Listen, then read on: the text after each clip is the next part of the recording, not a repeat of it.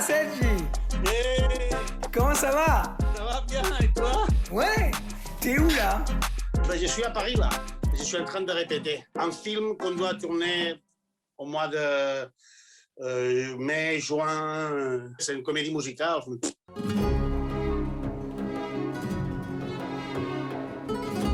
Tu as une carrière absolument impressionnante. Donc, tu es un acteur catalan. Tu as fait une rencontre très importante avec Manuel Poirier qui t'a permis de faire Western. Western a lancé ta carrière et en 2001, tu fais Harry, un ami qui vous veut du bien. Ouais. Harry, César du meilleur acteur, et là c'est un carton. Et là on te voit partout, tu deviens vraiment l'espagnol du cinéma français. Encore aujourd'hui, c'est en France, c'est le film pour lequel les gens me situent.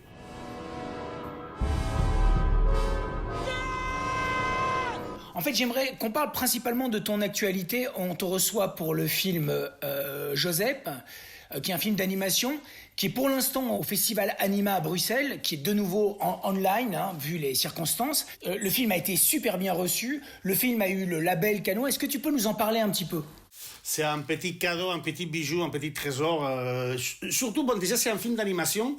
Quand Aurel, le réalisateur, il m'a rencontré, pour lui, c'était évident. C'était l'histoire d'un républicain catalan, donc il partait en France, donc il a tout de suite pensé à moi.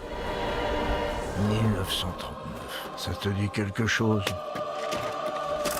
500 000 réfugiés cherchent un abri en France. Tu crois qu'ils méritaient ça?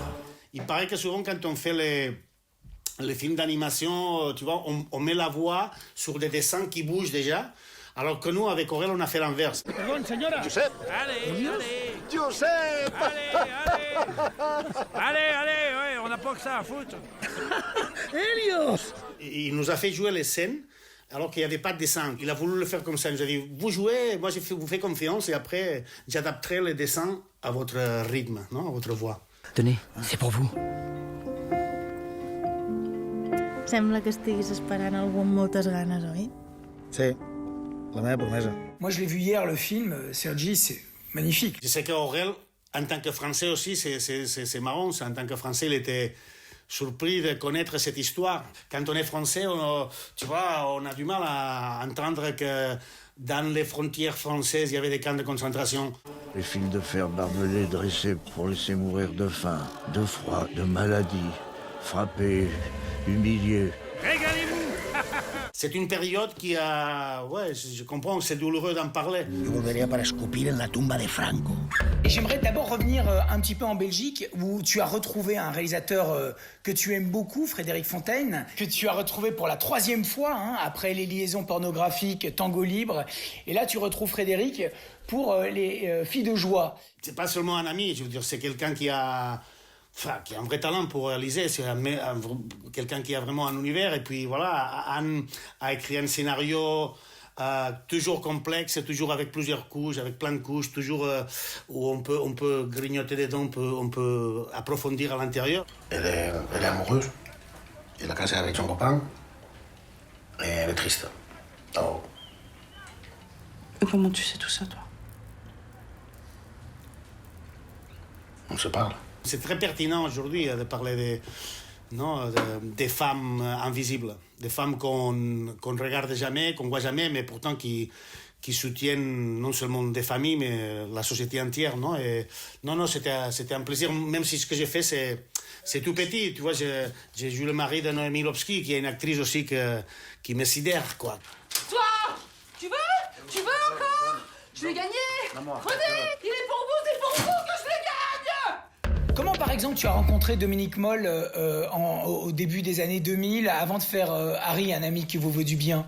Quand Dominique il m'a proposé le film, j'ai lu le scénario, j'ai trouvé ça super. Mais moi, au début, Dominique Moll, il m'a proposé le rôle de Michel. Il m'a proposé le rôle de l'écrivain, tout ça. Et pour en revenir à El Cauchy, c'est elle qui m'a fait découvrir ton poème. Ton poème?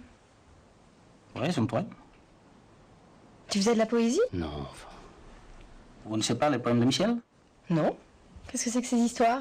Et en fait, il y a eu un jour où il m'a proposé, qu'est-ce que tu en penses de jouer Harry? Et je sais qu'en fait, les producteurs, les autres gens, ils disaient au début, mais non, mais Sergi, comment tu veux le proposer l'assassin? Il est trop gentil, il est sympa. Il était nu comme un verre, avec sa lame en pot de fer. avec son grand couteau de nuit. Il faisait froid. Il est parti. Sergi, c'est l'idée de génie du film.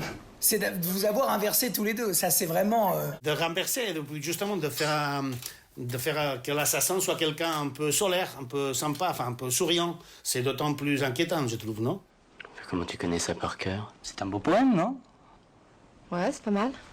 T'as une filmographie qui est longue comme le bras, mais quand tu rencontres des gens comme beaucoup plus exigeants dans leur manière de diriger, comme Guillermo del Toro ou Stephen Frears par exemple, qu'est-ce que tu préfères en fait? Est-ce que tu préfères être plongé dans un univers très très rigide avec une mise en scène très très précise, ou quelque chose de beaucoup plus libre?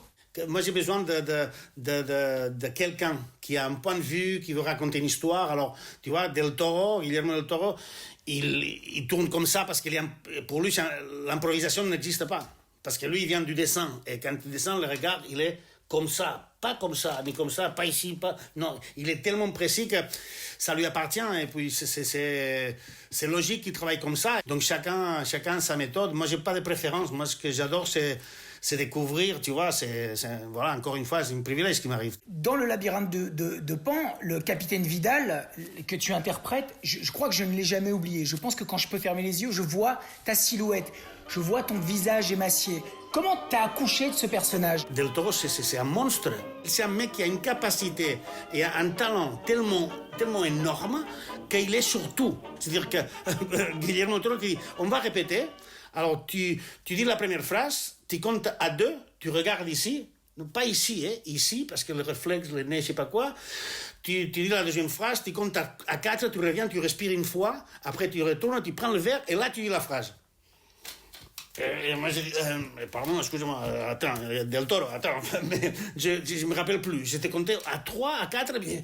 Non, lui, il sait, pouf. Et puis, le film, c'est une preuve, hein. Tu vois le film, il est...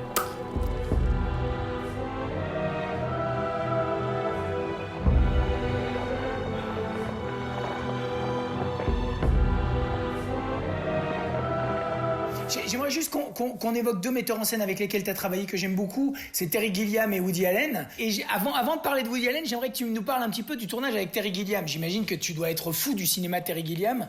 Tu as dû être très heureux d'être sur le tournage de Don Quichotte, non? Trop heureux qu'un monsieur comme ça, il a l'idée de m'appeler, me dire qu'il a vu des films que j'ai faits, qu'il m'aime beaucoup comme acteur et qu'il me propose un rôle. Okay, I'm gonna go. No. You must stay. Out there, very dangerous. Bad men. Here, everything okay.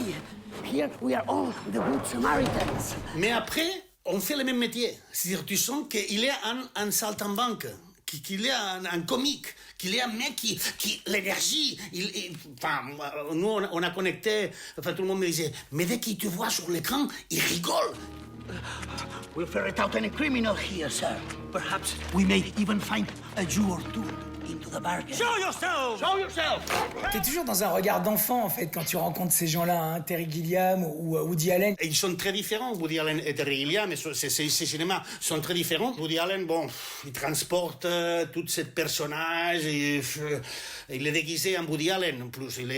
Tu vois, les lunettes, le nez, le chapeau, on dirait une caricature de lui, mais en fait, ce qui est surprenant, c'est justement comme Terry Gilliam, que quand on tourne, tu vois que ses yeux, pouf. Estarías todo el día fuera. O sea, Who are you? Just a friend. Tu rencontres les gens, t'as une vraie simplicité, t'as une vraie porosité aux gens, aux univers, mais j'ai l'impression que tu fais que ce que tu veux.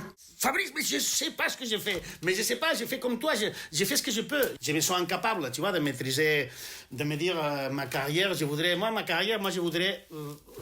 que cette rêve, tu vois, de gagner ma vie en faisant le clown, ça continue. Bon, Sergi, je te remercie beaucoup pour ton temps. Je te souhaite le meilleur du monde et à très vite, j'espère, vraiment. J'espère aussi, Fabrice, qu'on se pourra se voir en direct bientôt. Je te remercie beaucoup. Que du bon pour toi, Sergi. C'est moi qui te remercie, c'était très sympa. Adios. Ciao, Fabrice, adios. Ciao. Quant à moi, je vous retrouve la semaine prochaine et d'ici là, portez-vous bien. Salut.